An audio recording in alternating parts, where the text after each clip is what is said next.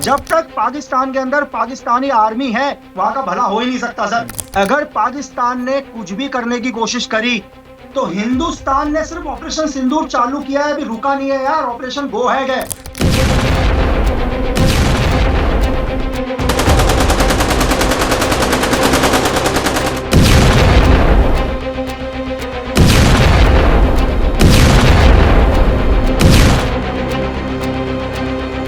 भारत पाकिस्तान के बीच जो तनाव बढ़ा इस वक्त और दोनों सीमाओं की तरफ से जो गोलीबारी चली, उसके बाद अचानक से सीज़ फायर का ऐलान कर दिया गया। उसमें अमेरिका ने जो अहम रोल निभाया और डोनाल्ड ट्रंप के जो ट्वीट के बाद सीज़ फायर करने का फैसला तो दोनों देशों ने कर लिया, लेकिन देश में, भारत में एक तरह से सवाल उठ गया कि आखिर दूसरा देश, भारत और पाकिस्तान के बीच में अगर विवाद है तो दूसरा देश हमारे बीच में क्यों घुस रहा है? आखिर ट्रंप को सीज़ फायर करने के लिए क्यों कहना पड़ा? इस वक्त मेरे साथ लकी बिष्ट हैं, पूर्व एनएसजी कमांडो हैं, रॉ एजेंट हैं पूर्व। इनसे बात करेंगे। इनको पूरा पाकिस्तान भी अच्छे से जानता है, पाकिस्तान में भी बहुत चर्चा में है। लकी जी नमस्कार। नमस्कार सर, कैसे हैं सर आप? जी एकदम बढ़िया, आप कैसे हैं? सर बहुत बढ़िया। तो जैसे मैं देख ही रहा था सर कि दोनों देशों की सहमति से जब सीज फायर को अनाउंस किया गया, दोनों डीजीएमओ ने आपस में बात करी और देश को बताया गया, तो बहुत सारे देश में आक्रोश हो गया सर। बहुत सारे नेता लोग हैं जो अलग अलग बयान देने लग गए, सोशल मीडिया से ट्वीट करके कुछ रोड के ऊपर आ गए। तो मैं सबसे पहले उनसे ये कहना चाह रहा हूँ सर कि वो क्या चाहते हैं। मैं आम जनता से नहीं कह रहा हूँ सर, उन लोगों से कह रहा हूँ जो इस देश में प्रोपेगेंडा फैलाते हैं सर, जिनका काम है सिर्फ देश को बहकाना, देश को यूथ को एक गलत राह में लेके जाना। आप क्या चाहते हैं? वॉर? पहले उन लोगों को यही नहीं पता होगा सर कि वॉर और ऑपरेशंस में फर्क क्या है। बहुत ये वही लोग हैं जो कुछ दिन 2-4 दिन से लगातार करते हैं कि हिंदुस्तान और पाकिस्तान के बीच में वॉर शुरू हो गया, वॉर शुरू हो गया। तो मैं उनसे ये कहना चाह रहा हूं सर कि सबसे पहले आपको चीजें समझनी पड़ेगी। हिंदुस्तान का जो युद्ध था ना सर, हमारा जो युद्ध था वो आतंकवाद के खिलाफ था सर। हमारा किसी मानवता के खिलाफ नहीं है ना, हमारे किसी देश के खिलाफ है। टेररिज्म ने हमारे देश में अटैक किया, हमारे इनोसेंट लोगों को नुकसान पहुंचाया, हमने उनके सारे ट्रेनिंग कैंप खत्म कर दिए सर। जो उनको सपोर्ट कर रहा था हमने उसे भी खत्म किया। हमारा मकसद था आतंकवाद को खत्म करना। हमारा मकसद नहीं है किसी इनोसेंट, हिंदुस्तान कभी इनोसेंट को नुकसान नहीं पहुंचाता सर। तो बहुत सारे लोग आए कि यार सीज फायर क्यों कर दिया, सीज फायर क्यों कर दिया। मैं उनसे यह पूछना चाह रहा हूं सर कि सीज फायर तो 1949 में भी हुआ सर, सीज फायर 1965 में भी हुआ, 1971 में भी हुआ, 2003 के अंदर भी हुआ, अभी 2021 में भी सीज फायर हुआ सर। इस दुनिया में आप कोई भी युद्ध उठाकर देख लो सर, उसका आखिरी रिजल्ट सीज फायर ही निकलता है। तो जो लोग आ रहे हैं आज रोड के ऊपर, लोग आ रहे हैं पुतला फूकने लग गए कि हमारी सरकार ने क्यों किया, यूएस ने बीच में आकर, तो वो क्या चाहते हैं सर कि वॉर हो जाए। तो मैं उन लोगों से ये कहना चाह रहा हूं सर, उन्हें ये पता होना चाहिए और देश को ये बताएं कि अगर जब दो देशों के बीच युद्ध होता है ना सर, मैं दो देशों के बीच नहीं करता हूं, मैं अभी हिंदुस्तान और पाकिस्तान में लेके आता हूं सर। आपको पता है एक दिन का वॉर का जो खर्चा है ना सर, वो कम से कम 10,000 करोड़ का खर्चा है सर, एक दिन के वॉर का। और आम लोगों को और उन्हीं पुतले फूकने वाले लोगों को यह समझ में आना चाहिए कि दोनों देश एक न्यूक्लियर पावर देश हैं सर। आज के टाइम में न्यूक्लियर अटैक का मतलब है महज कुछ चंद मिनटों में 10 से 12 करोड़ लोग मारे जा सकते हैं सर। क्योंकि 1945 6 अगस्त और 9 अगस्त को जो बॉम्ब गिरा था ना सर हिरोशिमा और नागासाकी में, उन बॉम्बों की जो पावर थी वो 15 केटी 18 केटी की बॉम्ब थे सर। तो मैं उन लोगों को यह बताना चाहूंगा, भाई आज न्यूक्लियर पावर देश है, इनके पास कम से कम 400 केटी के बॉम्ब हैं। आप अंदाजा नहीं लगा सकते सर। हम मतलब किसी भी देश में वॉर का मतलब होता है सर वो देश 100 साल पीछे चले जाना। आप यूक्रेन का हाल देख लो सर। ये क्या समझे, एक चीज मैं जोड़ूंगा, तो ये क्या समझे कि ये युद्ध नहीं था, क्योंकि हर जगह हर तरफ बस वॉर की बात शुरू हो गई। सर ये तो वॉर था ही नहीं सर। आप किस वॉर की बात कर रहे हैं, किस सर? एक चीज मेरे को बताइए ना सर, आज दुनिया के किसी भी देशों के अंदर आप चले जाओ, आप बहुत सारे इंसर्जेंसी एरिया हैं, आप नॉर्थ ईस्ट में चले जाओ, हम सीज फायर सर 1999 से हमारा सीज फायर चल रहा है सर। सर सीज फायर हमारी जो हमने जो सीज फायर किया है सर, हमारा सीज फायर भारत और पाकिस्तान की आर्मी के बीच में सीज फायर है। हमने आतंकवाद के खिलाफ सीज फायर नहीं किया है सर। मैं लोगों को यह कहना चाह रहा हूं कि आप भ्रमित मत हो, आतंकवाद के खिलाफ हिंदुस्तान शुरू से लड़ता है और अनंत काल तक लड़ता रहेगा सर। अगर आतंकवाद कभी भी उठेगा, दुनिया के किसी भी कोने से हमारे देश को नुकसान होगा, हम उस देश में घुस के उस आतंकवाद को खत्म करेंगे। ये हिंदुस्तान ने बताया सबको। आप ये लोग क्या चाहते हैं कि भारत और पाकिस्तान का युद्ध हो जाए सर? मतलब जो लोग पुतला फूक रहे हैं वो लोगों को बताएं कि यार युद्ध के रिजल्ट क्या होते हैं। आपको पता है सर कि आज युद्ध के रिजल्ट होने का मतलब है जितना भी हमारे पंजाब, राजस्थान, जो इस देश को पूरा अनाज देता है, 100 साल तक उस भूमि में खेती नहीं हो सकती सर। ये असर होता है एक बॉम्ब का, इन लोगों को समझना चाहिए सर। नहीं तो कभी तो पाकिस्तान को कभी तो सबक सिखाना पड़ता। नहीं, ये बात क्लियर थी कि हमारा जो युद्ध था, हमारा हमने जो भारत ने जो कार्रवाई की हुई हाँ, ऑपरेशन सिंदूर, वो सिर्फ आतंकवाद के खिलाफ था। भारत ने पहले से उसे क्लियर रखा था। बिल्कुल। लेकिन पाकिस्तान ने इसे युद्ध के तौर पे ले लिया। पाकिस्तान ने खुद कहा कि हम भारत के साथ युद्ध पे हैं, जिसके बाद प्रधानमंत्री, अभी खबर आई थोड़ी देर पहले, प्रधानमंत्री नरेंद्र मोदी ने खुद कहा था कि अगर पाकिस्तान जवाबी कार्रवाई करता है तो हम यहाँ से, अगर वो गोली मारेंगे तो हम गोला दागेंगे, आप फ्री हैंड, पूरी सेना को सारी छूट दे दी गई। तो कभी तो करना था। हमने ऑपरेशन सिंदूर के तहत, भारत ने ऑपरेशन सिंदूर के तहत पाकिस्तान पर कार्रवाई की, वहाँ पे उनके ऊपर अटैक किए, सारे आतंकी जो ठिकाने थे उनको मारा, उन लोगों को ख़त्म किया। लेकिन पाकिस्तान ने फिर उधर से हमला क्यों किया? सर उसके नहीं, उत्कर्ष जी, उसके बदले हमने पाकिस्तान का डिफेंस सिस्टम उड़ा दिया सर, पूरा का पूरा। उनके पूरे लॉन्च पैड उड़ा दिए हमने। अब रावलपिंडी में उनका आईएसआई का सर्वेलेंस हेडक्वार्टर उड़ा दिया सर हमने। सर आतंकवाद को जिसने सपोर्ट किया, चाहे वो पाकिस्तान आर्मी हो, चाहे आईएसआई हो, चाहे उनका लोकल लॉजिस्टिक सपोर्ट हो, हमने सबको बर्बाद किया है ना सर। ऐसा नहीं है कि हमने शुरू में नॉट ट्रेनिंग कैंपों को बर्बाद किया। हमारी लड़ाई आतंकवाद के खिलाफ थी। पाकिस्तान आर्मी ने आतंकवाद को सपोर्ट करने की कोशिश करी तो भारतीय सेना ने पाकिस्तानी आर्मी के सारे सर एयर डिफेंस उड़ा दिया सर। और क्या हो गया, उनको जो भी सपोर्ट था, उनकी ऑर्डिनेंस फैक्ट्री उड़ा दी हमने, उनके फाइटर प्लेन्स गिरा दिए हमने सर, उनके ऑर्डिनेंस डिपो हमने बर्बाद कर दिए। तो भारत ने यह भी एक मैसेज दिया पाकिस्तान को कि अगर पाकिस्तानी सेना, आईएसआई अगर आतंकवाद को सपोर्ट करेगी तो हम पाकिस्तानी आर्मी को भी निस्तो नाबूद कर देंगे सर। ये मैसेज दिया है सीजे। लेकिन हमारी लड़ाई सर आम लोगों से नहीं है, आवाम से हमारी लड़ाई नहीं है सर, इनोसेंट लोगों से हमारी कोई लड़ाई नहीं है। वॉर में हम, भारत की लड़ाई आतंकवाद से थी। भारत की लड़ाई आतंकवाद से है सर, और आतंकवाद को सपोर्ट करने वालों से भी है।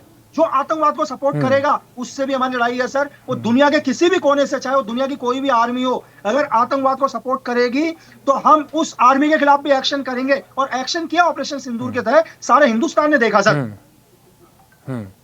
अच्छा, एक चीज़ मैं पूछूं तो अभी एक इंडियन एयरफोर्स का एक ट्वीट आया है थोड़ी देर पहले, और कहा गया कि ऑपरेशन सिंदूर जारी है। बिल्कुल जारी है सर, बिल्कुल। कल सीज फायर हो गया ऑपरेशन, तो अब आगे क्या कार्रवाई हो सकती है इसके बाद? सर नहीं, ऑपरेशन सिंदूर जारी है, क्योंकि कल ही क्या हुआ है, पाकिस्तान ने सीज फायर को वॉल्यूशन किया है सर। कुछ एक फायर्स किए हैं, आपने अगर सुनाओ जेएन के अंदर या बाड़मेर के अंदर, जैसे उसने एक्शन किया तो भारतीय सेना ने जवाबी कार्रवाई दी है ना सर। अभी हमारे इसमें लीडर्स हैं जो बात कर रहे हैं कि आगे क्या कार्रवाई करनी है, इस चीज पर बात चल रही है सर। मैं आपसे बोल रहा हूं सर कि हम और आप, बोलना बहुत आसान है, लेकिन एक देश के प्रधानमंत्री को सर, इस देश के 140 से 145 करोड़ लोगों को देखना है सर। उनके लिए भी इजी है कहना कि वॉर कर दो, ऐसा नहीं है। अगर हमारे प्राइम मिनिस्टर सर कहते हैं कि यार वॉर कर दो, तो उनके लिए जितना मुश्किल मेरे को बोलने में लग रहा है, इससे कम टाइम उनको लगेगा सर। लेकिन उनके ऊपर इस देश के 140 करोड़ लोगों की जिम्मेदारी है। ये दुनिया क्यों नहीं भूलती सर? ये दो परिवार का झगड़ा नहीं है सर। जब बात 140 करोड़ लोगों के ऊपर होती है तो बहुत सोच के डिसीजन लेना पड़ता है। आप हमारे घरों के अंदर देख लीजिए, हमारे पिताजी हों या हमारे घर के कोई भी बड़े हों, एक छोटे से डिसीजन लेने के लिए भी वक्त लेते हैं सर। वो 2 सेकंड के अंदर बात नहीं बोलते। लेकिन इस देश की जब पूरे 140 करोड़ लोगों की बात आएगी तो कुछ तो वक्त चाहिए सर। इस चीज में राजनीति नहीं होनी चाहिए सर। और मैं देश से विनती करता हूं, यार आप सब चीज पर राजनीति करो, लेकिन कम से कम जब देश पर इस तनाव की स्थिति हो, एक देश जब वॉर पर खड़ा हो, बिल्कुल एलओसी पर, इस पर राजनीति नहीं करनी चाहिए सर। पहले आप समझने की कोशिश करो, अगर सीज फायर किया गया है तो क्यों किया गया है। आप ये समझो कि ये वॉर में खर्च किया हुआ पैसा यार आपके भविष्य में खर्च होगा यार। वॉर से क्या होता है, वॉर से सिर्फ लाशें बहती हैं यार, खून बहता है। लेकिन वॉर में इस्तेमाल किया गया पैसा अगर आने वाली हमारी यूथ पीढ़ी के ऊपर, युवा पीढ़ी के ऊपर करेगी तो हजारों जिंदगियां बन सकती हैं सर। थोड़ा सा समझने की देर है सर। नहीं, वो सारी चीजें ठीक है, लेकिन पाकिस्तान को सबक सिखाने की जरूरत है, ये आप भी मानते हैं? बिल्कुल, मतलब आतंकवाद का समर्थन, जो आतंकवाद को पालन पोषण, सारी चीजें पाकिस्तान ही कर रहा है। अगर हमने आतंकवाद को, हमने ऑपरेशन सिंदूर के तहत आतंकवाद पर हमला किया था, और तो पाकिस्तान को उधर से जवाबी कार्रवाई तो नहीं करनी चाहिए। बिल्कुल नहीं करनी चाहिए। साफ साफ हो गया कि पाकिस्तान आतंकवाद का समर्थन कर रहा है। बिल्कुल सर, हाँ, टेररिज्म को सपोर्ट कर रहा है। बिल्कुल, तो क्लियर हो गया।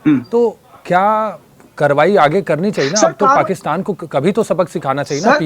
पीओके इतना सटा हुआ है, आप समझिए कि बॉर्डर के इलाके के लोग जो लोग वहाँ पे रह रहे हैं उनकी कैसी जिंदगी बीत रही है। वो मैं समझ रहा हूँ कि युद्ध की आवश्यकता नहीं है, युद्ध करना भी नहीं चाहिए, और हमारा भारत का हमेशा चाहिए, हम आतंकवाद के खिलाफ है।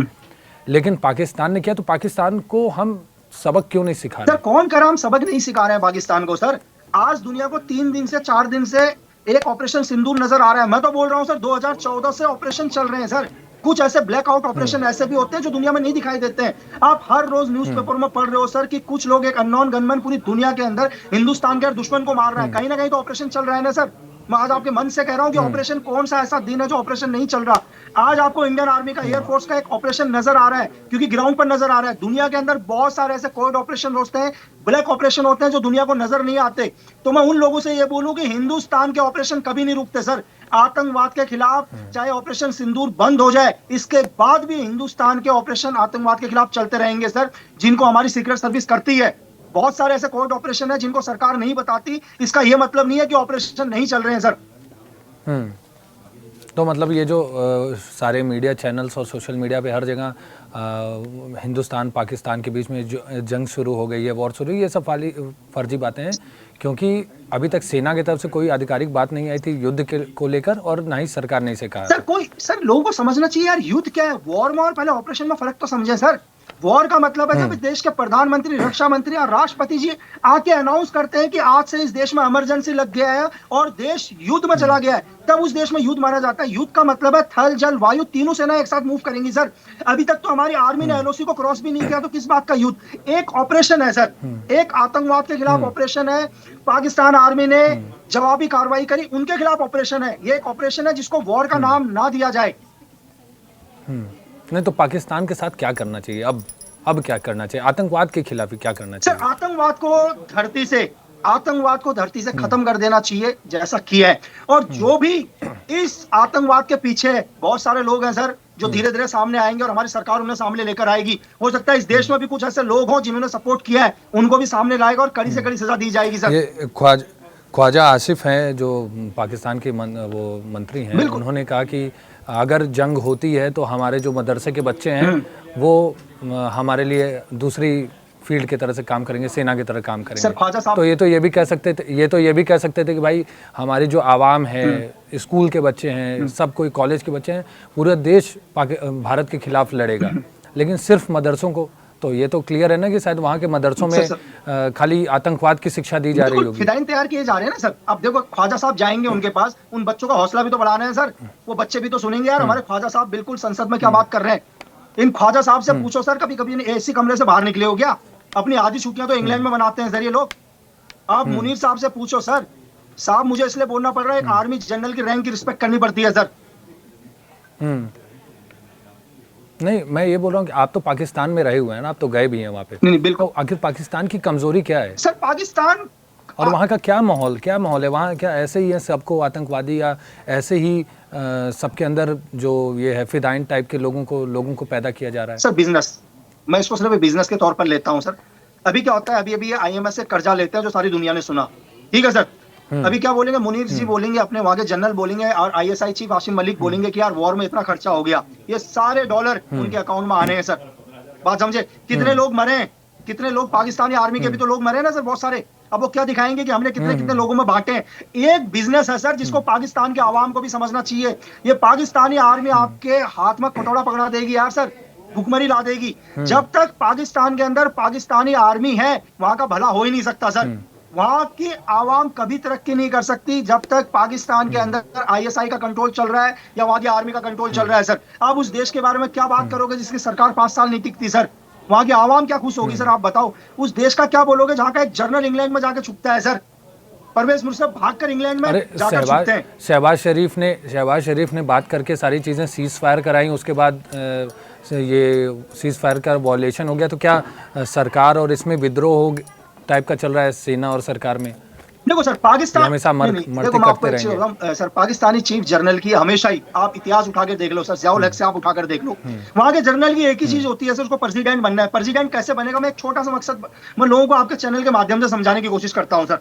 एक्चुअली क्या है, इससे पहले अपने जो ख्वाजा जी हैं, तो आप मुझे ये समझे, बाजवा के पास अभी 10 करोड़ अरब संपत्ति की संपत्ति है सर पाकिस्तान के हिसाब से। मैं आपको बताता हूं कि पाकिस्तानी मीडिया बोलती है कि यार उनके पास 13 अरब की संपत्ति है। मैं बोलता हूं यार आपके बाजवा जी के पास कम से कम 50 अरब की संपत्ति है, ठीक है। उनके ऊपर कभी भी जांच हो सकती है, उन्हें भी देश छोड़ के भागना पड़ सकता है, लेकिन वही ऐसे थे जो मुनीर को जनरल लेकर आए, और मुनीर के पास भी इस टाइम कम से कम कुछ नहीं तो 15-20 अरब की संपत्ति है। अब उन्हें पता है कि यार जनरल से हटेंगे अगली कार्रवाई क्या होगी, तो क्यों ना पूरी पाकिस्तान की पावर अपने हाथ में लेना। ध्यान से समझना सर, तो इनका काम क्या होता है, बॉर्डर के ऊपर भारत के खिलाफ एक एक्शन करना। मेरी बात समझ रहे हैं सर, एक सैन्य कार्रवाई करना। जब इनके पास ये सैन्य कार्रवाई करेंगे तो पूरी की पूरी पावर किसके पास आएगी, पावर आएगी जनरल के पास, मिलिट्री के पास तो पावर आएगी ना सर। जब माहौल युद्ध के होंगे तो डेफिनेटली पावर तो मिलिट्री के पास आनी है। तो पाकिस्तानी जनरल का सिर्फ एक ही मकसद रहा हमेशा कई सालों से कि पूरी जंग के माहौल बना के पूरी पावर अपने पास लेके आना, तख्ता पलट करना, प्रेसिडेंट बनना, सीधा मकसद है सर बस। तो ये जो योगी आदित्यनाथ और बाकी सब लोग कह रहे हैं कि कुत्ते की दुम कभी सीधी नहीं होती, ये सब, तो वो क्या कुत्ते की दुम यही वही है जनरल जो सारे बनना चाह रहे हैं सर? बिल्कुल, मैंने आपसे आर्मी चीफ ये सर मैंने आपको बोला कि देखो दुनिया के अंदर ये पाकिस्तानी सेना पूरे वर्ल्ड में सबसे अमीर है सर।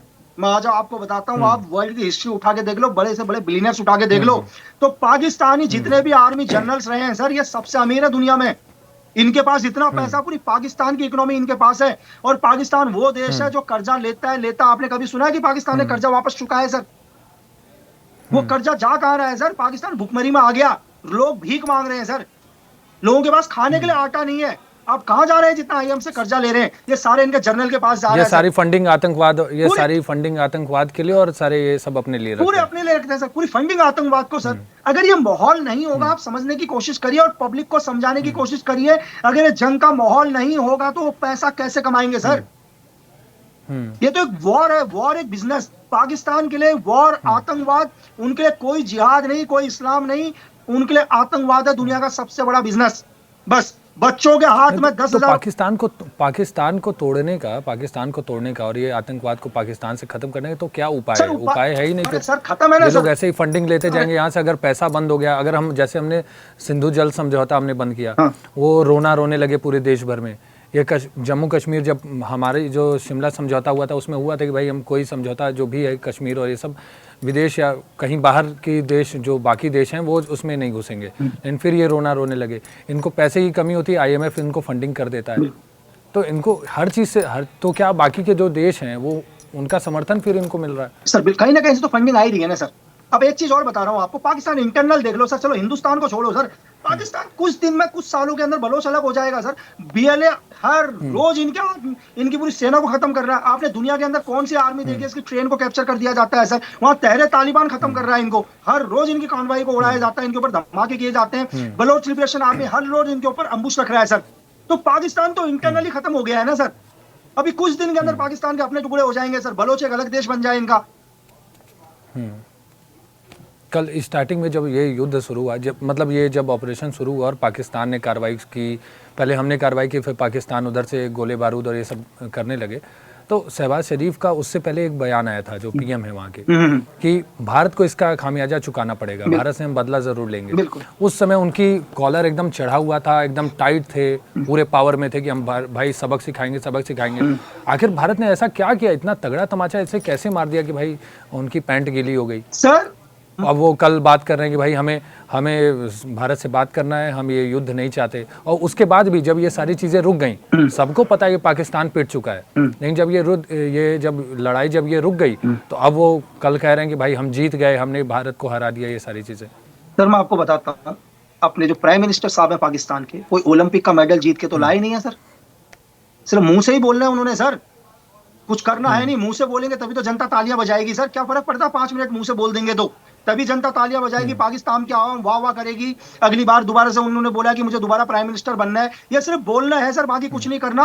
और क्यों नहीं गुस्सा होंगे सर? आप सोचो कि हमने उनका एयर डिफेंस सिस्टम उड़ा दिया सर, हमने उनकी पाकिस्तान रावलपिंडी के अंदर आईएसआई का सर्वेलेंस हेडक्वार्टर उड़ा दिया, हमने उनके सारे लॉन्च पैड खत्म कर दिए सर, हमने पाकिस्तान की ऑर्डिनेंस फैक्ट्री बर्बाद कर दी, हमने उनके J-17 खत्म कर दिए। पाकिस्तान को हमने कम से कम 1000 करोड़ का नुकसान पहुंचा दिया, तो क्यों नहीं गुस्सा होंगे वो लोग सर? गुस्सा उनके चेहरे में नजर आ रहा है सर। अब गुस्से को किससे निकालेंगे? शब्दों से ही निकालेंगे सर। शब्दों से ही बोल सकते हैं।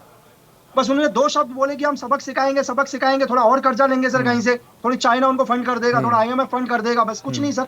तो इस चाइना के ही समर्थन पे ये कूद रहा है ना, जो कल चाइना ने बयान दे दिया कि हम भाई साथ में हैं, बिल्कुल उसके समर्थन पे ये कूदने लगे। बिल्कुल बिल्कुल ये उसी समर्थन पे कूद रहे हैं सर। क्योंकि औकात तो है नहीं, भीख मांग रहे हैं, कटोरा लेके घूम रहे हैं, अपने एसी के कमरे में बैठे आवाम परेशान है।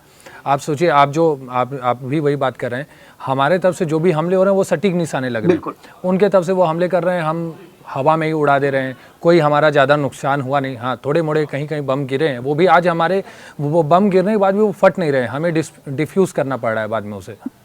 स्थिति तो यही है कि भाई हमारा एक छोटा सा ड्रोन, छोटा सा एक मिसाइल उनका एयर सिस्टम उड़ा दे रहा है, कुछ उखाड़ पा नहीं रहे, लेकिन फिर भी चौड़ है बस चाइना के समर्थन में। सर एक्चुअली क्या है, देखो गलती पाकिस्तान की भी नहीं है, गलती है चाइना पहले ही बोलता है कि मेरे सामान की कोई गारंटी नहीं है सर। आपने सुना ही है ना, चाइना बोलता है मेरे सामान की कोई गारंटी नहीं है, भाई तुम HQ9 लेके चले जाओ, कुछ भी लेके जाओ, J17 लेके चले जाओ, मेरी गारंटी मेरे देश तक ही है सर। तो सोचो सर, जो आइटम ही चाइना का यूज कर रहा होगा कितना चलेगा सर। हम लोग भी घर पर लेके आते हैं ना सर, बोलते हैं चाइना के आइटम की कोई गारंटी नहीं है। तो जो एयर सिस्टम वो चाइना का यूज कर रहा है, फाइटर विंग चाइना का यूज कर रहा है, अम्युनिशन चाइना का यूज कर रहा है, आर्म्स चाइना का यूज कर रहा है, कितना चलेगा सर।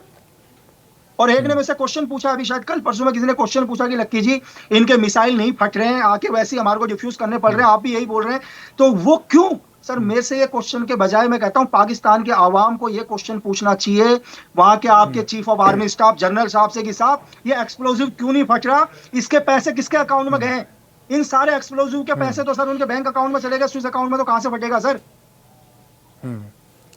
दरअसल ये सब बड़ी गद्दी पे बैठ के बस आवाम को, पाकिस्तान के आवाम को पागल बनाए पड़े हैं, सारी फंडिंग ले लेके अपने बैठ जा रहे हैं, युद्ध की कगार जब आ रहा है तो रोना रोना शुरू कर दे रहे हैं। बस मैं हिंदुस्तान की जनता से एक ही चीज कहना चाहूंगा आखिरी में सर, कि प्लीज इस देश की जनता, इसने पूरे इस तनाव के माहौल में हर देश का युवा, पूरा देश एक सिपाही बनकर खड़ा हुआ था सर। हमेशा ऐसे ही रहना है, एकजुट रह के रहना है, परपोगंडाओं में नहीं फैलना, न्यूज ये ट्विटर्स ये फेसबुक जो भी चलते हैं इन पर कोई बिलीव नहीं करना, ठीक है। इस देश में जो भी फैसला लिया जा रहा है, हमारी सरकार जो फैसला ले रही है वो आपके हित में ले रही है, आपके परिवार के हित में ले रही है, हमारे आने वाली पीढ़ियों के हित में ले रही है। तो प्लीज हमेशा अपने देश की गवर्नमेंट के साथ खड़ा रहना। धन्यवाद, जय हिंद सर।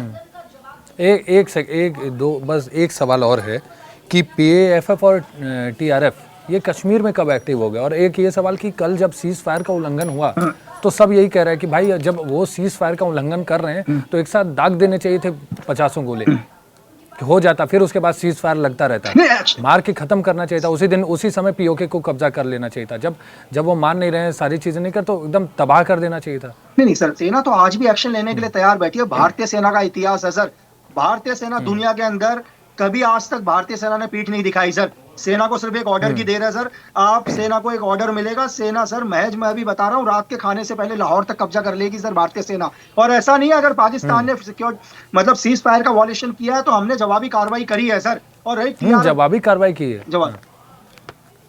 और रही TRF की बात सर, मैं आपको बता रहा हूँ सर, एक्चुअली क्या है, जैसे मोहम्मद अली टी सर, इन्होंने अपना एक फ्रेंड ग्रुप खोल रखा है ताकि दुनिया की नजर इनके ऊपर ना पड़े। क्या होता है, ISI की टोटल फंडिंग होती है सर, लश्कर तोयबा हो गया, जैश हो गया, हिजबुल मुजाहिदीन हो गया। अब क्या है, दुनिया की नजर उसके पास है, हिंदुस्तान भी कंटिन्यू नजर रखता है और UN भी कंटिन्यू नजर रखता है। तो उन्होंने एक छोटे मोटे संगठन आगे खोल दिए, आपने TRF का नाम ले लिया सर, ठीक है। इन छोटे मोटे आतंकवादियों का संगठन होता है, दुनिया से छुपकर कोई एक्शन करना, आतंकवाद फैलाना, जैसे JNK के अंदर ये आतंकवादी घटना हुई। लेकिन हमने क्या किया सर, पूरे आतंकवाद को ही खत्म कर दिया सर। आपने कुछ दिन पहले ही देखा, हमने उनके टॉप के लीडर खत्म कर दिए सर। वो टॉप के लीडर जिनको सलामी देने के लिए उनके जनरल आए हुए थे, उनके लेफ्टिनेंट जनरल आए हुए थे, यहाँ तक कि चीफ ऑफ आर्मी स्टाफ ने इतना बड़ा गुलदस्ता भेजा था सर।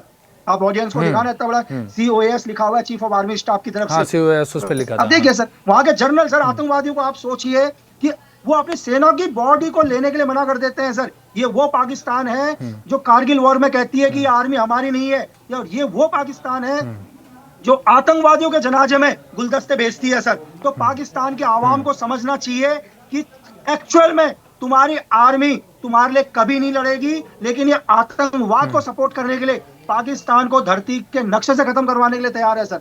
बस नहीं, मैं वही बता रहा हूँ कि पाकिस्तान को ये समझना चाहिए कि कारगिल में लात पड़ी, अच्छे से लात पड़ी, इस बार तो सीज फायर भारत ने कर लिया, लेकिन ऑपरेशन सिंदूर अभी भी जिंदा है, अभी भी जारी है वो लगातार।